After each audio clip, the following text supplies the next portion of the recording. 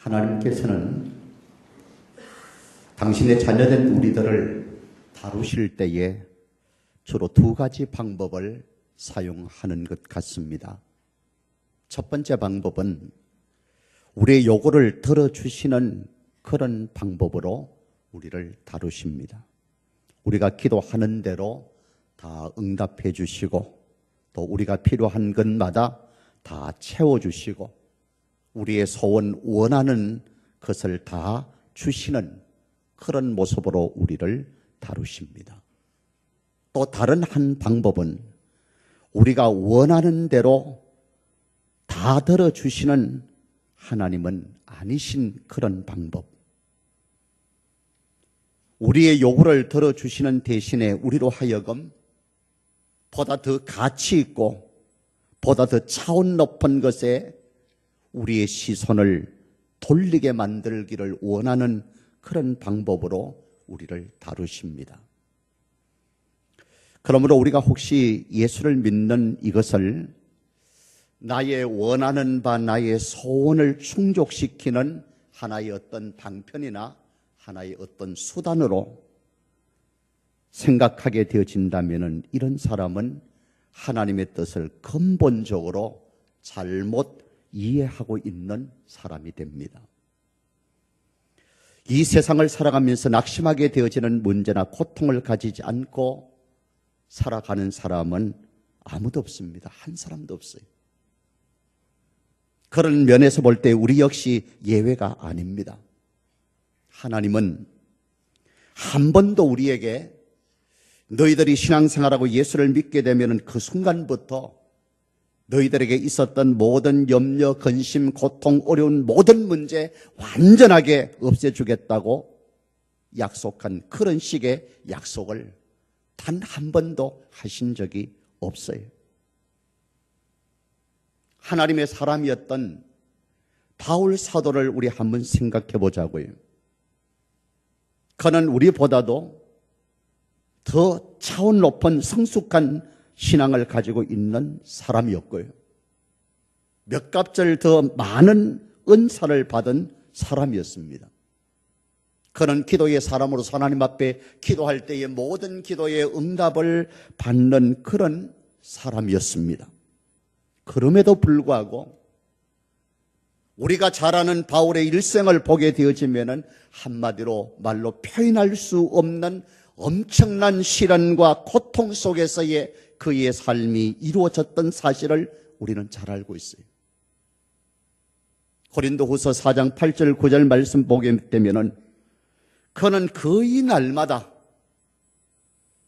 참으로 사방팔방으로 우겨싸임을 당하게 되어지고 고통스럽고 답답한 일을 당합니다. 환난을 받게 되고 핍박을 당하게 되어지는 그런 일들을 하게 되어지고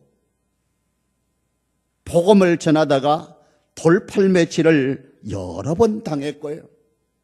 바다의 위험, 강도의 위험, 산들의 위험, 동족의 위험, 매도 수없이 맞았고 감옥도 자기 집 들락거리듯이 그렇게 들락거렸어요.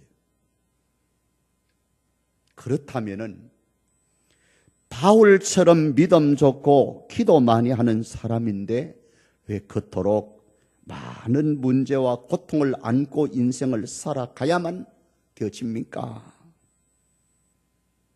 우리가 아무리 믿음이 좋고 기도를 많이 한다 해도 우리가 안고 있는 이 많은 문제와 고통이 나의 삶의 현장 속에서 그대로 남아 있어요.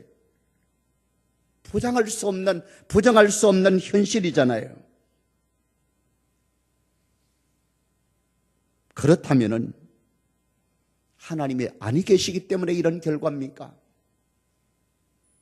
하나님이 능력이 없기 때문에 나의 삶에 이런 결과가 여전히 남아 있는 겁니까? 그것도 아니라면은 하나님의 말씀인 성경이 거짓말을 하고 있는 겁니까? 아니, 그것도 아니라면은 우리의 믿음이 잘못된 겁니까? 그렇지 않습니다. 성경을 좀 더 깊이 냉철하게 읽어보시게 되어지면은 하나님께서는 믿음의 사람인 우리를 여전히 내가 안고 있는 고통과 문제 가운데 있는데도 하나님께서는 거기에서 특별한 목적과 이유를 두고 계신다는 사실을 여러분들이 성경에서 발견하게 될 것입니다. 그런 의미에서 우리는 오늘 이 본문 말씀을 통하여 들려주시는 하나님의 음성의 귀를 기울여서 바울 사도는 자신이 당한 이 문제를 예를 듭니다. 이런 어려움, 이런 문제, 이런 핍박, 이런 환난을 당한다. 그러면서 그의 마지막 학고부동한 그런 외침의 한마디가 있다면은 그렇지만은 우리는 낙심하지 아니한다. 할렐루야. 따라합시다. 우리는 낙심하지 아니합니다. 하나님의 사람이었던 바울 사도가 그 모진 환난과 고통과 주어진 현실 앞에서 그렇지만은 우리는 낙심하지 않는다. 그 이유가 도대체 뭐냐는 거예요. 주어진 현실이 그러하면은 낙심하고 좌절하고 삶의 의욕을 잃어버려야 마땅할 텐데 도대체 어떻게 된 것이 그렇지만은 낙심하지 않는다고 큰 소리치고 있느냐는 거예요. 우리가 낙심하지 말아야 될 첫 번째 이유가, 낙심하지 않는 첫 번째 이유가 오늘 16절을 통하여서 우리가 발견합니다. 16절입니다. 그러므로 우리가 무엇하지 아니하노니, 무엇하지 아니하노니, 낙심하지 아니하노니 우리의 겉사람은 무엇하여지나 낡아지나 우리의 속사람은 날로 무엇하도다 새로워지기 때문에 낙심하지 않습니다. 그 말이에요. 여기에 겉사람은 우리의 육체를 말하고 있죠. 우리 개인적으로 생각할 때 나도 한때는 정말 아름답고 젊음이 있었고 청춘이 있었습니다. 활력이 넘치는 몸이었습니다. 그런데 세월 앞에 장사가 없습니다. 세월과 함께 그 청춘의 아름다움이 시들었어요. 그래서 나이가 들면은 거울 앞에 비친 자기 얼굴을 들여다보면서 이제 나도 늙어가는구나. 나도 별 수 없구만 하는 탄식이 저절로 우리 입에서 나오게 됩니다. 저도 옛날에는 나이 많으신 어른들 모시고 효도 관광을 가가지고 기념사진 찍으려고 하면은 얼마나 힘이 드는지 몰라요. 모시다 놓으면 도망가고 모시다 놓으면 도망가고. 이유를 몰랐어요. 왜 저렇게 사진을 안 찍으려고 하는지 이유를 몰랐어요. 그런데 어느 순간 이해가 되더라고요.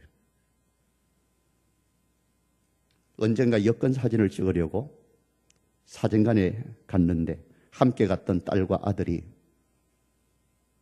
저를 보고 하는 말이 아빠 눈 좀 크게 뜨세요 그래요. 크게 떴어요. 아니 눈 좀 크게 뜨라니까요. 눈꼬리가 처져서 그런 걸 어떡하라고. 지금도 저희 기억 속에 뚜렷하게 남아있는 충격적인 한마디 말. 어르신. 어떤 사람이 저보고 글쎄 어르신이라 그러더라고요. 자, 이 말을 처음 듣는 순간에 한마디로 표현하면은 고압선에 감전당하는 충격을 먹듯이 충격을 받았어요.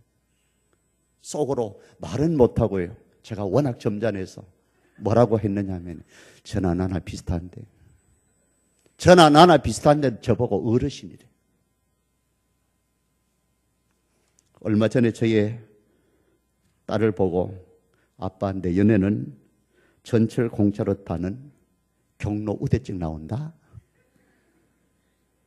그랬더니만 아빠 그거 좋은 것 아니에요.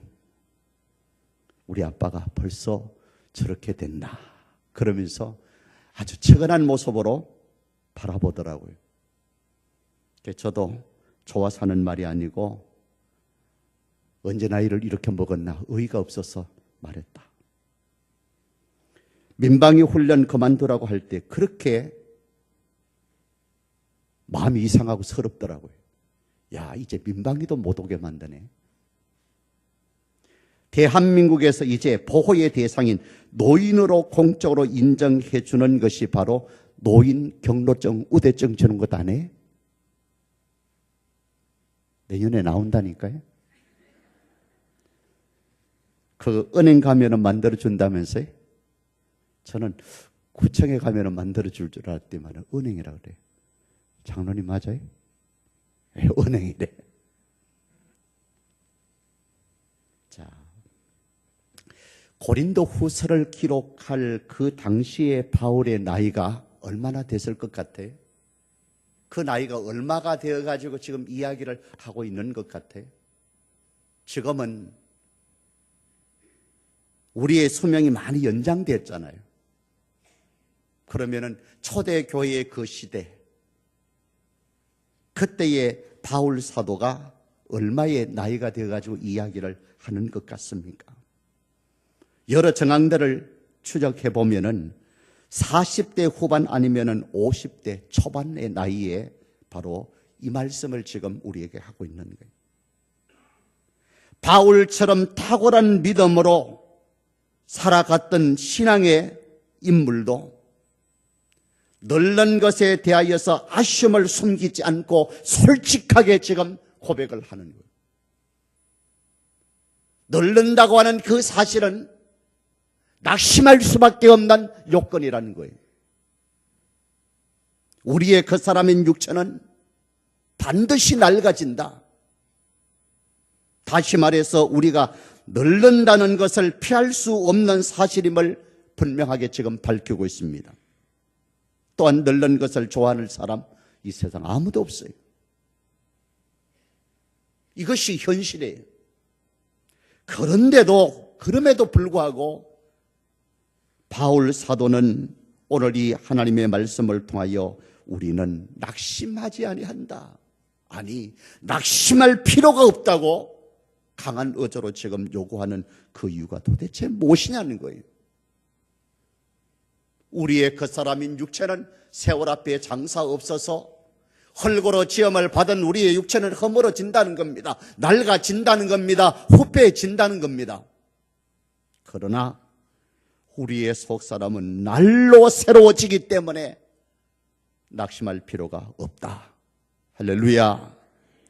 우리의 심령 속에 심겨진 영원한 생명의 씨앗은 그 사람인 우리의 육체와 관계없이 세월이 지나고 시간이 지날수록 더욱더 성숙한 신앙이 되어지게 되고 더욱더 왕성한 하나님의 사람으로서의 모습을 갖추어 나가기 때문입니다.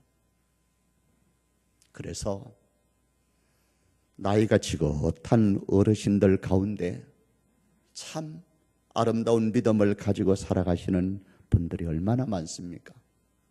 믿음의 좋은 그런 모습들을 보이는 것.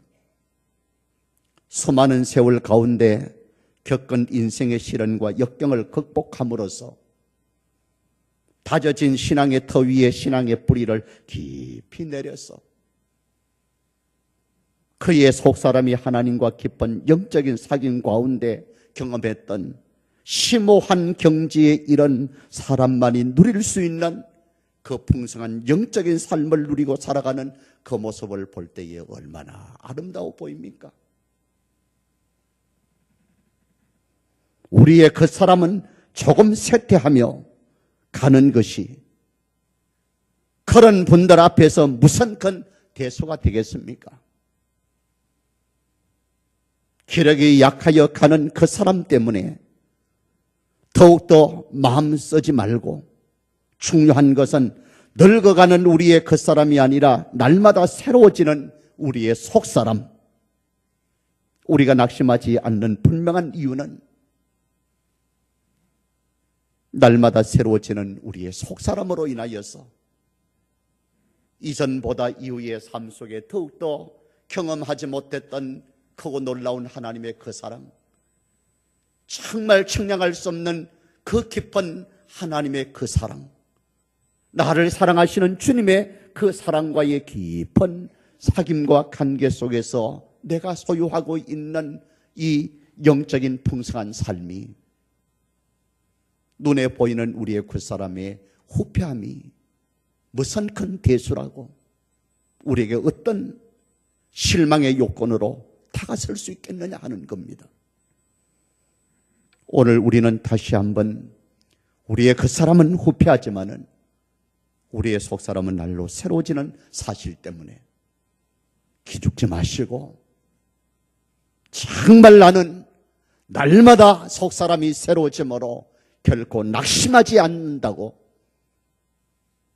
단호하게 외쳤던 바울의 외침이 저와 여러분들의 분명한 신앙의 고백으로 외쳐지기를 축원합니다. 자, 두 번째, 우리가 낙심하지 말아야 될 두 번째 이유입니다.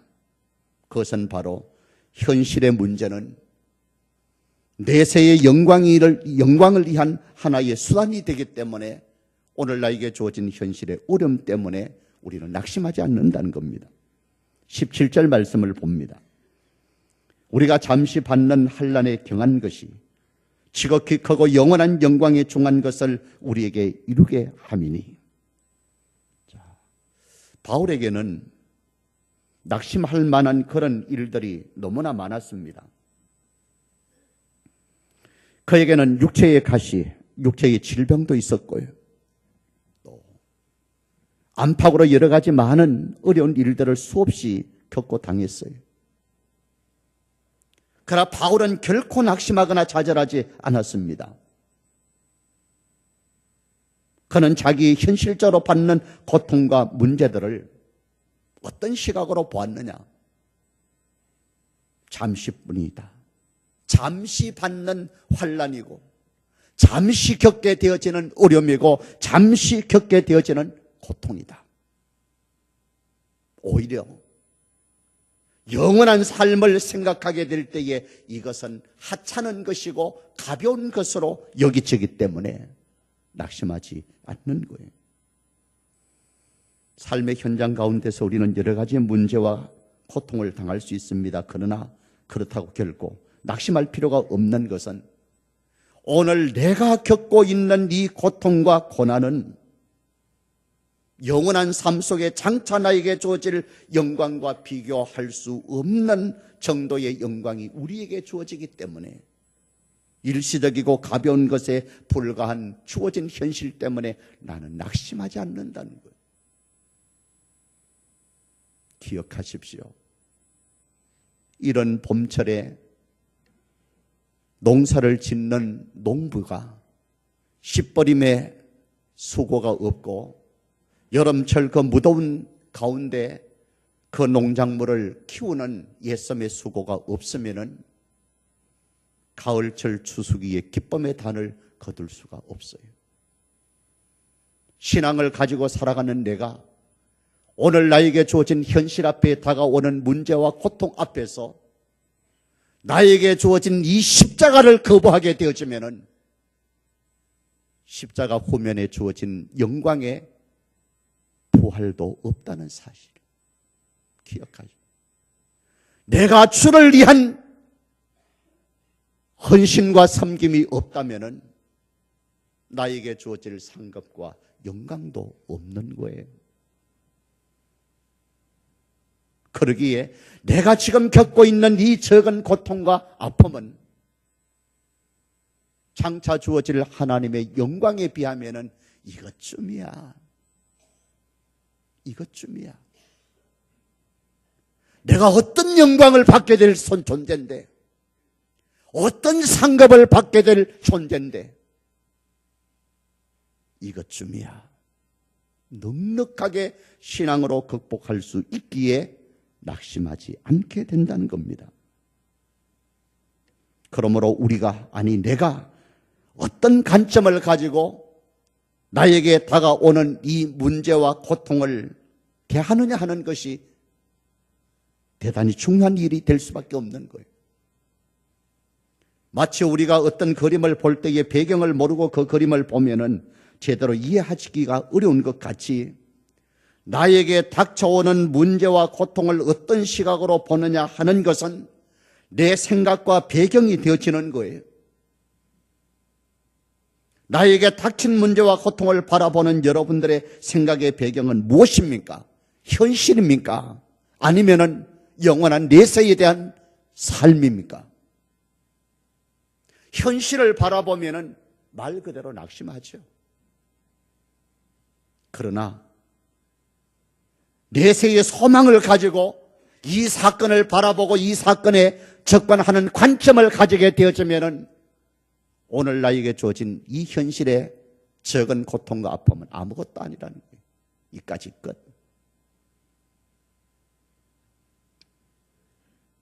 하나님이 내세의 소망이 전혀 없이 이 세상에서 내가 당한 문제의 고통을 정말 바라보게 한다면은 우리는 낙심할 수밖에 없죠. 그러나 기억해야 될 부분은 우리 그리스도인들이 세상 사람들과 다른 점은 주님을 통하여서 주어질, 장차 우리에게 주어질 그 영광의 나라를 볼 수 있는 시각이 우리에게 있다는 거예요. 여러분들에게 주어진 현실이 전부가 아니고 이 현실 너머에 주어질 내세의 그 삶을 바라보게 되어진다면 나에게 주어진 이 현실의 고통과 어려움, 이것 때문에 한숨 안 쉽니다. 그래서 로마서 8장 17절에 보면은 우리가 그와 함께 영광을 받게 하여서 고난도 함께 받아야 될 것이다. 자, 제가 앞에 있는 말씀을 읽으면은 우리가 그와 함께 영광을 받기 위하여서 고난도 함께 받아야 된다. 이 부분 한번 외쳐봅시다. 자, 제가 읽습니다. 우리가 그와 함께 영광을 받기 위하여 하면은 여러분들은 고난도 함께 받아야 됩니다. 그래야 돼요. 자, 뭐든지 이제 손발이 맞아야 이게 일이 제대로 되는 거예요. 자, 우리가 그와 함께 영광을 받기 위해서, 자, 말로만 그렇게 하지 말고 고난이 왔을 때에 낙심하지 말고 고난도 함께 받아야 된다고 넉넉하게 여러분들 앞에 있는 어려움을 신앙으로 극복하기를 주님의 이름으로 축복합니다. 축복합니다. 내세 우리에게 주어질 영광이 어떤 것이냐? 어떤 것입니까? 우리가 거룩하고 흠없는 아들, 딸들로서 하나님 앞에 설 존재라고 하는 사실을 에베소서 1장 4절에서 말하고 있어요. 장차 우리 주님이 오실 때에 우리는 부활의 생명의 부활로 나와서 거룩하고 흠이 없는 하나님의 아들로서 하나님 앞에 서게 될 것이다. 이것이 우리가 장차 누릴 영광이에요. 내세에 주어질 우리의 영광은 또한 어떤 것이냐? 영원한 복락의 삶이에요. 하나님과 함께 영원히 거하면서 하나님이 우리의 눈에서 눈물을 씻겨주심으로 다시는 애통하는 것이 없고 죽음도 곡한 것이나 아픈 것이 없는 완전 무결한 복락이 우리에게 주어진다는 거예요. 우리와 함께 오랫동안 저희 교회를 섬기고 신앙생활을 했다가 몸이 아파서 가까운 교회로 나가셨던 그 김미수 집사님 아실지 몰라요. 병석에서 한 10년 이상 계셨다가 소천을 했는데 우리 집사님 붙들고 집사님 위에 많이 썼습니다. 살아가는 집사님 10년 이상 병석에서 그렇게 많은 고통을 당했는데 다시는 아픔도 고통도 없는 복락의 장소로 이사를 가셨습니다. 복락의 삶이 우리에게 주어지기 때문에 오늘 현실에 낙심거리가 되어지지 않는다는 겁니다. 주님이 우리의 원수를 갚아주신다는 겁니다. 우리가 신앙인으로서 의롭게 살려고 하면 할수록 믿음으로 살려고 하면은 할수록 괜시리 많은 사람들이 까닭없이 우리를 미워합니다. 불이익을 당하는 경우들이 다반사입니다. 그러게 우리들 마음 가운데 하나님이 살아 계신다면은 왜 악한 자들이 저렇게 성공하고 배두들겨 가면서 잘 먹고 잘 사는지, 하나님의 뜻대로 의롭게 사는 자들은 왜 이런 고통을 당하게 되는지, 왜 이 세상은 불공평하고 모순 덩어리인지 불만스럽습니다. 그러나 하나님께서 주어진 우리의 현실이 전부로 모든 것이 끝난다면 그 불평은 분명히 불평해야 될 요건이지만은, 주어진 지상의 모든 삶이 끝나는 순간 우리에게 내세의 삶이 주어지게 되어지고 우리에게 고통을 줬던 원수에 대한 정확한 하나님의 심판하는 일들이 이루어지고 우리의 원수를 향하여서 주님께서 우리를 대신해서 그 모든 원수를 갚아주시기 때문에 우리가 눈을 감고 마지막 날에 주어질 그 모든 일들을 한번 상상해 보십시오. 그러면 우리도 바울처럼 현재 당하는 고통이나 어려움들, 잠깐 지나가는 일색인 경한 것으로 일축해 버릴 수 있게 된다는 거예요. 여기가 전부라고 생각하면은 그것 때문에 낙심해야 돼요. 좌절해야 돼요. 삶의 의욕을 잃어버려야 돼요. 그러나 여기 전부 아니잖아요.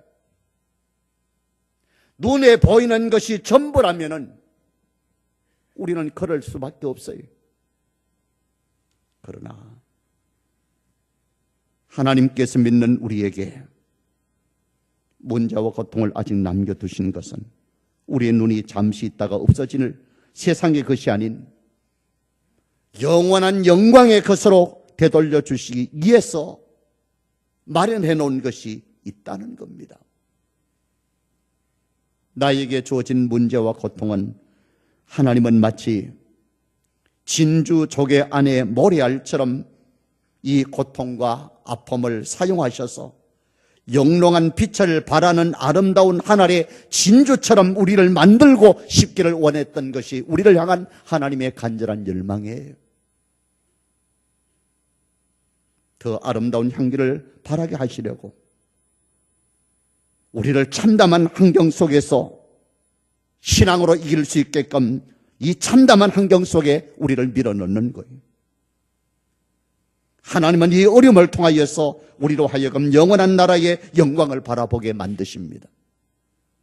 하나님은 이 고통을 통하여서 나로 하여금 더 멋진 인생의 노래를 하나님 앞에서 부르며 찬양하며 살아갈 수 있는 그리스도인으로 만들기를 원하고 계시는 소망을 갖고 계십니다. 더 나가서 우리가 낙심하지 말아야 될 세 번째 이유를 18절 말씀에 보면은 우리가 주목하는 것은 어떤 것이 아니고 보이는 것이 아니고 못하는 것이라고요? 보이지 않는 것이다. 보이는 것은 잠깐이요 보이지 않는 것은 영원합니다. 저 믿지 않는 불신자들은 눈에 보이는 것이 전부인 줄 알고 살아가는 가치관을 가지고 살아가는 인생에 무엇을 먹을까, 무엇을 마실까, 무엇을 누릴까, 무엇을 즐길까, 눈에 보이는 것이 그들의 전부예요. 그러나 적어도 나는 믿음 안에 살겠습니다고 신앙의 삶으로 살겠다고 선언했던 사람은 그 선언이 바로 어떤 것이냐? 보이는 것을 위하여 사는 것이 아니고 보이지 않는 것을 위하여 살겠다고 하는 선언이고요. 보이는 것에 인생을 거는 것이 아니고 보이지 않는 것에 인생을 걸고 살겠다고 하는 가치관을 내가 가졌다고 선언하는 사람들의 모습입니다. 우리가 주목하는 것은 보이는 것이 아니고 보이지 않는 것이다. 보이는 것은 잠깐이다. 우리 앞에 보이는 이것들 잠깐이면 다 없어져요.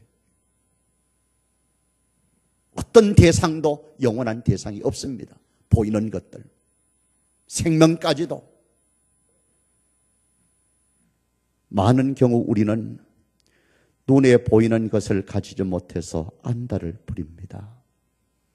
정말 가지고 싶지만은 아무리 예를 써도 가지지 못한 것들이 얼마나 많습니까? 때로는 그의 손에 잡았다고 안심할 찰나에 남의 수종으로 들어가 버리는 기가 막힌 일들도 얼마나 많이 당했습니까?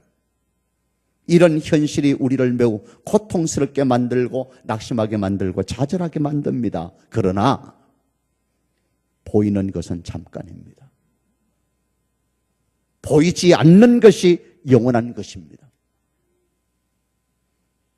마귀가 예수님을 시험할 때에 높은 산으로 데려올라갔어. 눈에 보이는 온천하의 아름다운 것들, 부귀영화를 다 주겠다고 경배하라는 겁니다. 내 앞에 절하라는 겁니다. 지금도 사탄은 성도들 앞에 이 세상의 즐거운 것, 아름다운 것, 부귀영화를 펼쳐 보이면서 눈에 보이기에 좋지 않느냐? 구미가 담기지 않느냐? 갖고 싶지 않느냐? 소유하고 싶지 않느냐? 누리고 싶지 않느냐? 나를 따라라. 다 주겠다고 유혹을 하는 거예요. 그러므로 우리는 보이는 것에서 눈을 돌려서 보이지 않는 것으로 우리의 눈을 돌려야 될 줄 믿습니다. 믿습니다. 돌아본다는 말은 단순히 보는 것을 의미하지 않아요. 이 말의 어원은 스코페인이라고 하는 단어인데 어떤 대상을 향하여서 눈동자를 고정시키고 그 대상을 뚜려지게 쳐다본다는 그 말이에요. 지나가는 신기루 같은 현실 가운데서 안목의 정욕을 자극하는 많은 세상 것들 가운데서 하나님의 나라의 영원한 것, 눈에 보이지 않는 것을 보려고 스코페인의 눈을 가져야만 되어진다는 거예요. 믿음의 눈을 예리하게 뜨고 주변에 현란하게 움직이는 빛들을 모두 차단시키고 그 보이지 않지만은 그러나 영원한 가치가 있고 영원한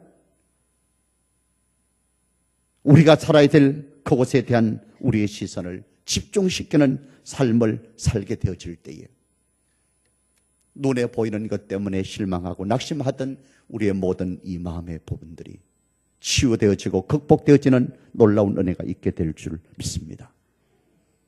말을 맺습니다.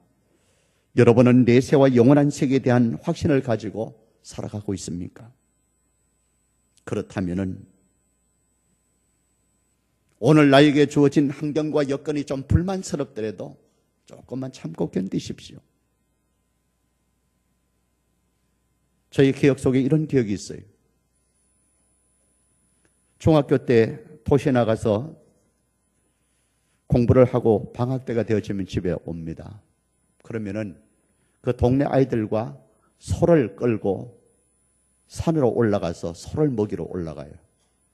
오후 늦게쯤 되어지면은 산에 올라가 가지고 소를 먹이고 친구들하고 산에서 이리 뛰고 저리 뛰고 놀아요. 근데 여름철이 되다 보니까 갑자기 먹구름이 몰려오고 막 소낙비가 쏟아지잖아요.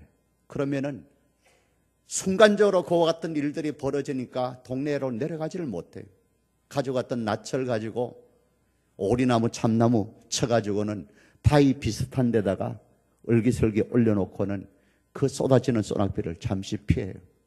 눈앞에는 무엇이 보이냐면은 산 아래는 우리 집이 보여요. 비를 맞으면서 웅크리고 앉아있으면서 어떤 생각이 드느냐? 조금만 참고 기다리자. 이 소낙비만 그치면은 소 끌고 어디 간다고요? 집으로 내려간다.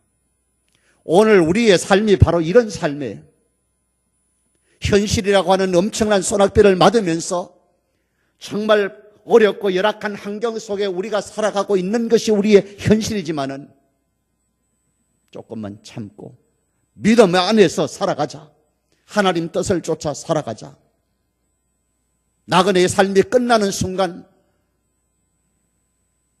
소를 끌고 산 아래로 내려가듯이 나에게 주어질 하나님이 계시는 영원한 복락의 나라로 나는 갈 것이다 고 소망 가운데 오늘의 주어진 현실의 어려움을 극복하는 거예요. 집이 좀 노출하고 화로운 가구가 좀 없다고 해도, 좀 부족해도 그리스도인의 긍지와 자부심을 가지고 살아가십시오. 그리스도인의 정체성을 회복하십시오. 적어도 나는 이런 존재다. 적어도 나는 하나님의 자녀의 신분을 가졌다. 나의 현실은 땡전 한 푼 없어도 나는 하늘나라의 영원한 기업을 상속받을 하나님의 자녀들이라.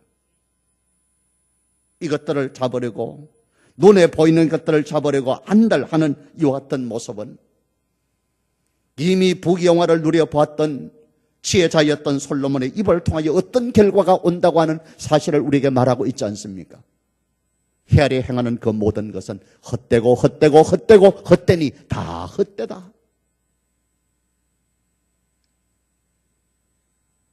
보이는 것만 갈망하고 허덕이며 인생을 다 허비하고 죽음 앞에서 비로소 그것이 아무것도 아닌 것을 하는 말을 하는 후회가 주어진다면 그 인생은 실패입니다. 정말 그때는 절망과 낙심의 늪에서 헤어날 수 있는 기회조차도 없는 거예요. 우리는 기다리는 영원한 나라의 영광을 바라봐야 됩니다. 우리의 그 사람은 세월 앞에 낡아지고 후패해집니다. 우리의 속 사람은 하지만은 날마다 새로워지기 때문에 낙심해야 될 이유가 없고요. 보이는 것은 잠깐이지만은 보이지 않는 것은 영원하기에 보이지 않는 것에 대한 소망을 두고 보이는 것을 통하여 낙심하지 않는 삶을 살아갈 수 있는 우리가 되어야 될 것이고, 하나님을 바로 믿는 믿음의 용기를 가지고 한 걸음씩 한 걸음씩 본향을 향하여 발걸음을 내딛는 성도들이 되어질 때에 정말 하나님 앞에 설 때에 나의 인생 바로 살았구나, 정말 가치 있는 것 바로 붙잡은 인생 되었구나, 승리의 개가를 부를 수 있는 여러분들의 인생이 될 줄 믿습니다. 이런 복된 인생 되어지기를 주님의 이름으로 축원합니다. 하나님 감사합니다.